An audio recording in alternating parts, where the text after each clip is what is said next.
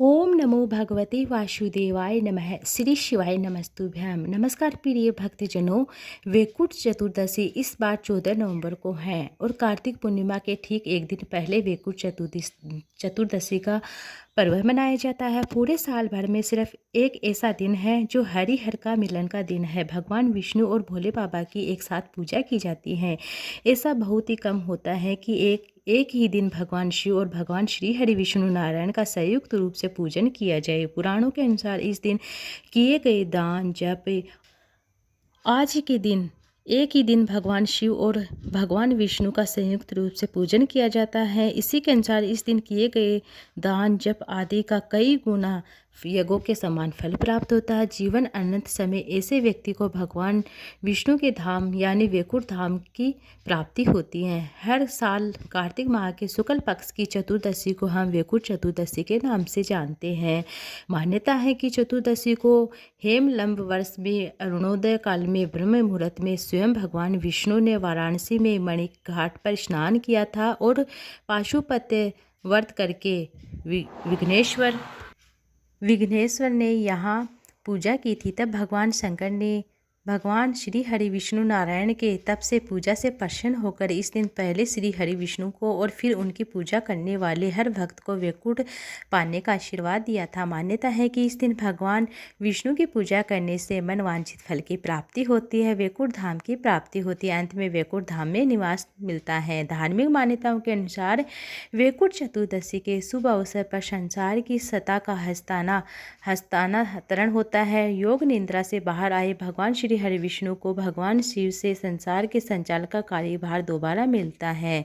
श्री हरि विष्णु इस दिन से संसार के पालन और संचालन की भूमि को अपना बागडोर संभालते हैं। चातुर्मास के इन 4 महीने में सृष्टि के संचालन का कार्यभार भगवान शिव चला रहे थे और आज के इस दिन भगवान शिव भगवान श्री हरि विष्णु को संसार के पालन का कार्य सौंपते हैं। वैकुंठ चतुर्दशी की पौराणिक कथा के अनुसार एक बार देवर्षि नारद जी पृथ्वी लोक से घूमते हुए भ्रमण करते हुए भगवान श्री हरि विष्णु के पास जाते हैं। भगवान श्री हरि विष्णु देवर्षि को देखकर अत्यंत प्रसन्न होते हैं, उन्हें आने का कारण पूछते हैं, उन्हें आदरपूर्वक बैठाते हैं। प्रसन्न होकर उनके आने का कारण पूछा तो देवर्षि नारद जी ने कहा, हे प्रभु, आपका नाम जपक आपके प्रिय जो जपते हैं क्या उन्हीं को ही वैकुंठ धाम प्राप्त होता है? तो सामान्य नर नारी वह आपके प्रेम से वंचित रह जाते हैं, इसलिए आप अपने भक्तों के लिए कोई एक ऐसा सरल सा भक्ति मार्ग बताइए जिससे कि आपके सामान्य भक्त भी आपकी भक्ति करके मुक्ति धाम को प्राप्त हो सके, आपके वैकुंठ धाम को प्राप्त हो सके, उनका भी उद्धार हो सके। हे प्रभु, कृपया करके आप यह मार्ग अवश्य बताइए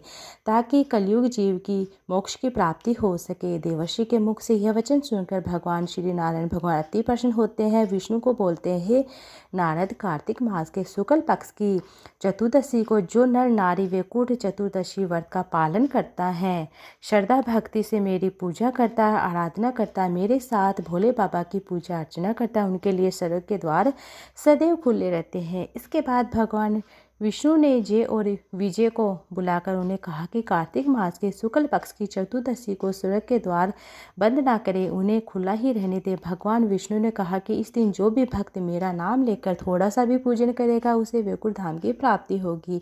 इसलिए आज के दिन हरिहर मिलन के दिन भगवान शिव और भगवान श्री हरि विष्णु की पूजा एक साथ की जाती है। नहीं तो भगवान विष्णु इस पूजा को स्वीकार नहीं करते। अगर हम देवादिदेव महादेव भोले बाबा की पूजा नहीं करते हैं तो चातुर्मास के समय भगवान विष्णु योग निद्रा में जागने से पहले सृष्टि के संचालन का सारा कार्यभार भगवान शंकर को सौंप कर जाते हैं। इसके बाद देवठनी एकादशी के दिन भगवान विष्णु जागते हैं। उसके बाद चतुर्दशी के दिन भगवान शिव उन्हें पुनः उनका कार्यभार सौंपते हैं। इसलिए इस दिन को हरिहर मिलन के रूप में भी उत्सव के रूप से मनाया जाता है। इस दिन खास तौर पर दीप जलाकर उत्सव मनाया जाता है। 14 दीप लगाने का विधान होता है जो मध्य रात्रि में लगाया जाता है। यह दिन भगवान श्री हरि विष्णु नारायण के मिलन का दिन है। यह दिन उपवास करने से, पूजा पाठ करने से शुभ फल की प्राप्ति होती है। इस दिन पूजा करने के बाद पौराणिक कथा पढ़ने सुनने से समस्त पापों से मुक्ति मिल जाती है। सुनिए वैकुंठ चतुर्दशी की दूसरी सबसे पौराणिक प्रचलित कथा। शिव पुराण कहते के कोटि रुद्र संहिता में वर्णित पौराणिक कथा के अनुसार एक बार भगवान विष्णु भगवान शिव की पूजा के लिए पृथ्वी लोक पर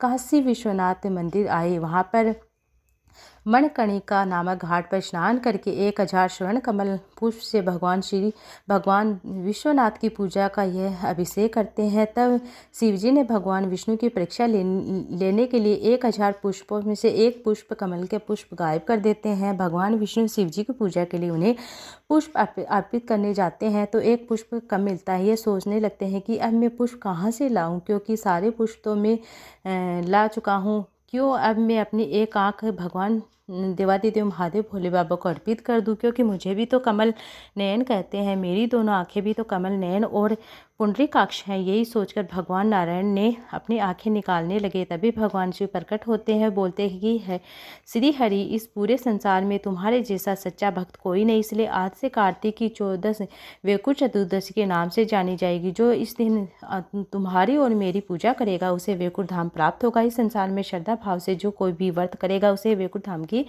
प्राप्ति होगी। ऐसा कहकर भगवान विष्णु को भगवान शिव ने सुदर्शन चक्र उपहार स्वरूप दिया और कहा कि इस सुदर्शन चक्र में करोड़ों अरबों सूर्य की कांति के समान शक्ति है। इससे आप अपने भक्तों की सदा रक्षा कर सकेंगे। इसलिए भगवान श्री हरि विष्णु अपने आप में सदैव सुदर्शन चक्र को धारण करते हैं। यह थी वैकुंठ चतुर्दशी की अन्य कथा। इस तरह से वैकुंठ चतुर्दशी की कथा सुनी जाती है। उम्मीद है आपको यह कथा अच्छी लगी। कथा अच्छी लगी तो वीडियो को लाइक ज़्यादा से ज़्यादा शेयर कीजिएगा। आप सभी को वैकुंठ चतुर्दशी की हरि हर मिलन की ढेर सारी शुभकामनाएं। बधाइयाँ।